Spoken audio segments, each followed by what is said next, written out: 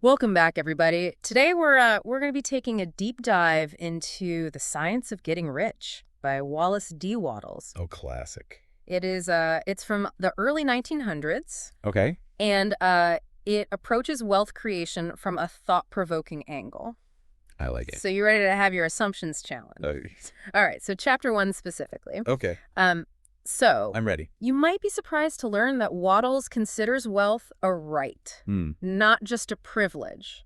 Interesting. This immediately challenges our conventional thinking, doesn't it? Yeah, for sure. He even goes so far as to say that every person has a right to be rich. That's a bold statement. It is. It is. And he also says that to be content with less is actually sinful. Whoa, okay, hold on. Yeah. That's a pretty intense statement. It is a pretty intense statement, Yeah. but it speaks to Wattles' core belief that each of us has the potential to live a full and successful life, and that settling for anything less is a disservice to ourselves and to the world. Right. And to be content with less than what exactly? Well, that's a good question. Yeah. So how does Wattles define being rich? So he actually defines it as living a really complete or successful life. Okay. And this idea of success goes beyond just money. Okay. It's about having abundance in every area. Okay. Mental, spiritual, and physical. So money is simply a tool Exactly. to help you achieve that fullness of life. Yeah, I like to think about it like Yeah. like imagine you have a specific skill you've always wanted to develop or a project you've dreamed of pursuing. Okay. Wattles would argue that financial freedom provides the space and resources to truly invest in those endeavors. Interesting. He uses this concept of unfoldment. Unfoldment. Yeah. What is that? It's basically the idea that each of us is like a seed with the potential to grow into something magnificent. Oh, okay. I like where this is going. Yeah, so imagine that seed needs the right conditions to blossom. Okay. The right soil, water, and sunlight. Wealth, according to Wattles, can provide those ideal conditions for a person to fully unfold their potential. So it's not that money magically makes you a better person. Right. But it removes limitations. Yes. And gives you the freedom to pursue growth in all areas of your life. You got it. Okay. And here's where it gets even more interesting. So wait on me. Wattles argues that this desire for riches, for this complete life, is actually a moral obligation. A moral obligation. Yeah. Explain that one to me. He believes that the desire for a more fulfilling life inherently benefits not just the individual, but society as a whole. Okay. When you are living at your full potential, you have more to offer the world. So it's not about being greedy. It's about maximizing your own potential so you can contribute more to the world around you. Precisely. Okay. He even says to be content with less is sinful. Yeah, we talked about that one. That's a pretty radical statement, isn't it? It is. So Wattles is essentially arguing that settling for less than our full potential goes against our nature. How does that sit with you? I mean, I think it's an interesting thought. Yeah. It's definitely something to consider. Yeah. I can see how some people might find that challenging. Right. But I do think there's something to be said for striving for excellence Yeah, and not settling for mediocrity. for sure. So how does this tie into the way that Wattles sees life? Well, he breaks it down into what he calls the threefold nature of life. Okay. Body, mind, and soul. Okay. True living for Wattles means fulfilling needs across all three of these areas, none superior to the others. Okay. They're all interconnected. So what does a full life look like in each of these areas? What kind of needs are we talking about? Let's start with the body. Okay. This isn't just about basic survival. Right. It's about having access to things that nourish and sustain your physical well-being. Okay. Things like good food, comfortable clothing, Okay. a safe and comfortable home, and the resources to take care of your health. So it's about having the means to live comfortably and to take care of your physical needs. Exactly. Okay, what about the mind? For the mind, it's about having the time and resources to pursue intellectual growth. All right. Wattles talks about having access to books, engaging in meaningful conversations, Okay. and having the opportunity to travel and experience the world. So for Wattles, true wealth isn't just about having a fancy house or a big bank account. Right. It's about having the freedom to learn and grow and become a more well-rounded person. Okay. Okay. And of course, we can't forget about the soul. Of course not. Wattles talks about love being the soul's most natural expression, right? Yes. And how true love requires giving. Exactly. So how does that play into this idea of wealth? He argues that poverty limits our capacity to love fully. Okay. because when we don't have enough for ourselves, Yeah. it's hard to truly give to others. Interesting. So achieving a certain level of financial abundance actually allows us to express our love more fully Yeah. and have a greater positive impact on the world. That's a key part of his philosophy. I see. He challenges us to see wealth not as an end goal, but as a means to live a more complete life Yeah. and contribute to the world more fully. Okay, so we've talked about Wattles' definition of true riches Yes. and the moral argument for wealth. Mm-hmm. But where do we go from here? How do we actually put these ideas into practice? That's the million-dollar question, right? It is. And thankfully, Wattles provides some specific steps and strategies to get there. Okay, I'm all ears. What's the first step? Well, that's what we'll be diving into next. All right, stay tuned.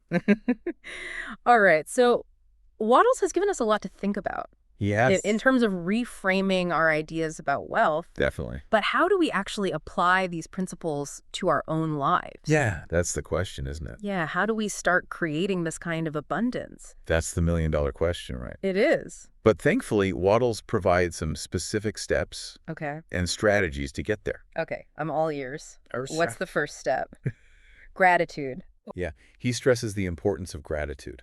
Okay. He believes that cultivating a deep sense of gratitude for what we already have is crucial for attracting even more abundance. Interesting. Yeah.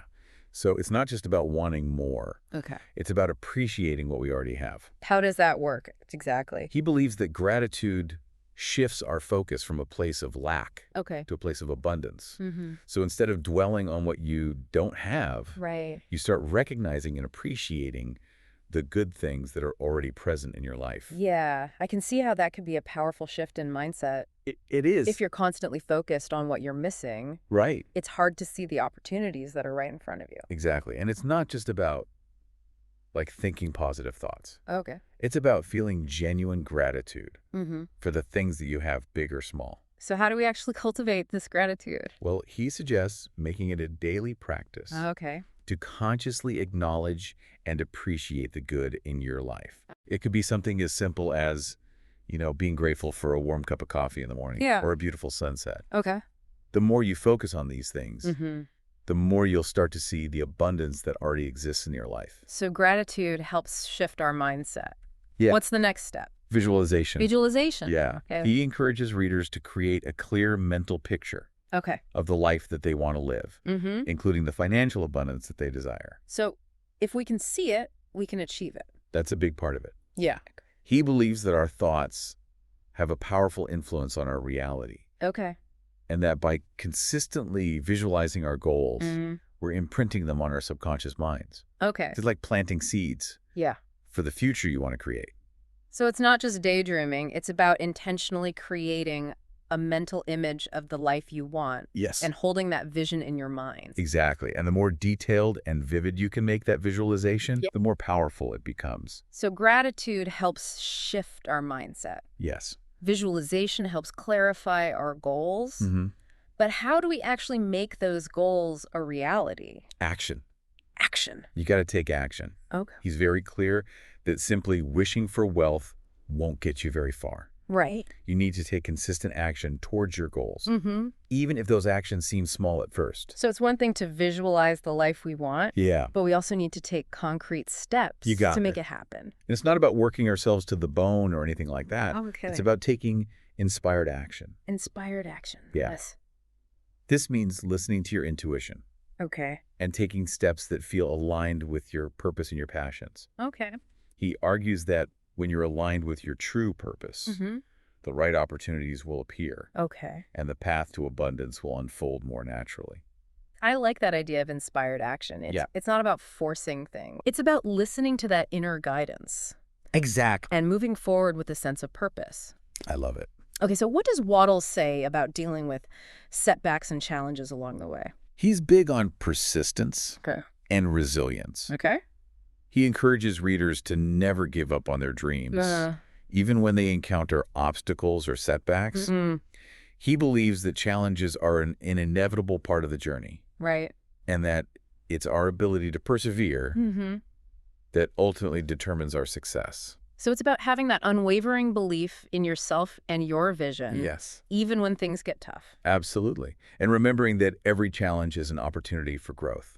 It's interesting to think that these principles were written over a century ago, I know. but they still feel so relevant today. They do. In fact, they might be even more relevant Yeah. in our current world where things are constantly changing Right. and people are searching for a sense of stability and purpose. I think you're right.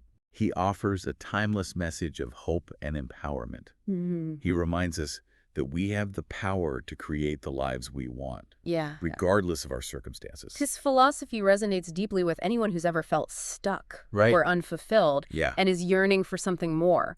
for sure. Wattles' book is almost like a blueprint Yeah. for taking control of your life and creating a future that aligns with your deepest values Yes. and aspirations. It's about becoming the architect of your own destiny. I love that analogy. Me too. And it's not just about material wealth. No. It's about creating a life that is rich in every sense of the word. A Exactly. life filled with purpose, passion, Yeah. and meaningful connections. I love it. So how does Wattles' philosophy address the role of love and relationships in creating a truly abundant life? That's a great question. That seems like a pretty important piece of the puzzle. It is, and that's something we'll explore more deeply in the next part of our deep dive. All right, stay tuned. So we've talked about all this stuff with Wattles, about wealth and gratitude and visualization and taking action. That's a lot to unpack. There is, but something you just mentioned has me curious. Oh, yeah. Where does love fit into all of this? That's a great question. It feels like a key piece that kind of ties everything together. Yeah, you're right. Yeah. Remember how Wattles talks about wealth being a means to a more complete life? Right. Not the end goal itself. Exactly. Yeah. He sees love and relationships as essential parts of that completeness. Okay, so he's not just talking about financial abundance. Right. He's talking about abundance in all areas of life. Exactly. And for Wattles, true abundance can't exist without love. Okay. He believes that love is the most powerful force in the universe, Wow. the driving force behind all creation. Okay. And he sees wealth as a tool that can help us express our love more fully. So it's not about hoarding wealth for ourselves. It's about Mhm. using it to uplift and support the people we care about. That's exactly. Wattles talks about how love finds its most natural expression in giving. Okay. And wealth gives us the means to give more generously, Hmm. whether it's through philanthropy or supporting our loved ones, Okay. or simply being more generous with our time and energy. So in a way, wealth can amplify our capacity to love? I think so. Okay. And he goes even deeper than that. Okay. He argues that our ability to love is directly tied to our sense of inner worth. Oh, okay. So when we feel good about ourselves, when we recognize our own value and potential, we're naturally more inclined to love and support others. That makes sense. It's like that saying, you can't pour from an empty cup. Exactly. If we're depleted and struggling to meet our own needs, it's harder to give freely to others. Exactly. And Wattles argues that financial abundance can play a role in filling our own cups. Okay. When our basic needs are met and we have a sense of security and freedom, we have more energy and capacity to focus on love and connection. So it's not that money buys happiness or love, Right. but it can create the conditions for those things to flourish. That's a great way to put it. Yeah. It's about removing the limitations that prevent us from experiencing love fully Yeah. and expressing it in meaningful ways. So Waddle seems to be suggesting that love and wealth are almost interconnected, that you can't really have one without the other. I think that's at the heart of his philosophy. Yeah. He sees true riches as encompassing both material abundance Okay. and a wealth of love and connection. And he believes that these two things work together to create a truly fulfilling life. I think that's a really beautiful message. It is. It's not about choosing between wealth and love. Right. It's about recognizing how they can complement and enhance each other. Exactly. It's about creating a life where we have the resources to pursue our passions Yeah. and the love and support to make those dreams a reality. I couldn't have said it better myself. Yeah, and Wattles reminds us that true abundance encompasses every aspect of our being, our physical well-being, our mental and spiritual growth, Yes. and the depth and richness of our relationships. It's about creating a life that feels abundant from the inside out. And I think that's something we can all aspire to. Definitely. Regardless of our current financial circumstances. Absolutely. It all starts with cultivating that inner sense of wealth, that belief in our own worthiness and potential. Yeah. From there, the rest will naturally unfold. So as we wrap up our deep dive into the science of getting rich, Yeah. what's the one key takeaway you hope listeners will walk away with? I think the biggest takeaway is that wealth, in its truest sense, is about so much more than just money. It's about living a life that feels full and meaningful, Okay. a life where we have the resources to pursue our passions, Yeah. the love and support of the people we care about, and the freedom to express our unique gifts and talents in the world. It's about aligning our inner and outer worlds I love that. to create a life that feels truly abundant in every way. Yes. And that's a journey worth embarking on. I couldn't agree more so. If you're feeling inspired to explore these ideas further, I highly recommend checking out the full text of The Science of Getting Rich for yourself. Yeah, it's a good one. It's a book that has the potential to shift your perspective and open you up to a whole new world of possibilities. Wattles challenges us to redefine our relationship with wealth. Yeah. And to see it as a tool for personal and collective transformation. I love it. And who knows, it might just change your life. Thanks for joining us on this deep dive into the science of getting rich. It's been fun. Until next time, keep seeking knowledge and keep striving for that beautiful, abundant life you deserve.